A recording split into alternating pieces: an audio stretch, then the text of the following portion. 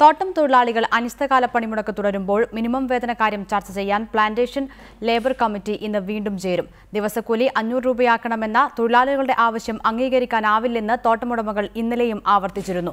തോട്ടമുടമകളും തൊഴിലാളികളും വിട്ടുവീഴ്ചയ്ക്കില്ലെന്ന് വ്യക്തമാക്കിയ സാഹചര്യത്തിൽ സമവായ സാധ്യത ഇപ്പോഴും വിദൂരമാണ്.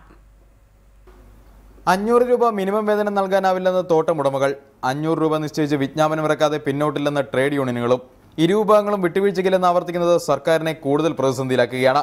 തോട്ടം തൊഴിലാളികളുടെ മിനിമം വേതനം നിശ്ചയിക്കാൻ 10 തവണ ചേർന്ന് പരാജയപ്പെട്ട PLC യോഗം ഇന്ന് വീണ്ടും ചേരും. രാവിലെ 10 മണിക്ക് തൊഴിൽ മന്ത്രി ഷിബു ബേബി ജോണിന്റെ ചേംബറിലാണ് യോഗം. തോട്ടം തൊഴിലാളികൾ അനിശ്ചിതകാല പണിമുടക്ക് തുടരുന്ന സാഹചര്യത്തിൽ അതിവേഗം പ്രശ്നം പരിഹരിക്കാനുള്ള ശ്രമങ്ങൾ സർക്കാരും തുടരുകയാണ്. ന്യായമായ വേതന വർധനവിന് തയ്യാറാണെന്നും എന്നാൽ 500 രൂപ കൂലി അപ്രായോഗികമാണെന്നും ഇന്നലെ ചേർന്ന അസോസിയേഷൻ യോഗത്തിന് ശേഷം തോട്ടമുടമകൾ ആവർത്തിച്ചിരുന്നു. കൊളുന്തിന് കിലോയ്ക്ക് 3 രൂപ സബ്സിഡി നൽകണമെന്നും തൊഴിലാളികളുടെ ജോലി സമയം 8 മണിക്കൂറാക്കണമെന്നും പ്ലാന്റേഴ്സ് അസോസിയേഷൻ ആവശ്യപ്പെട്ടിരുന്നു. റിപ്പോർട്ടർ, തിരുവനന്തപുരം.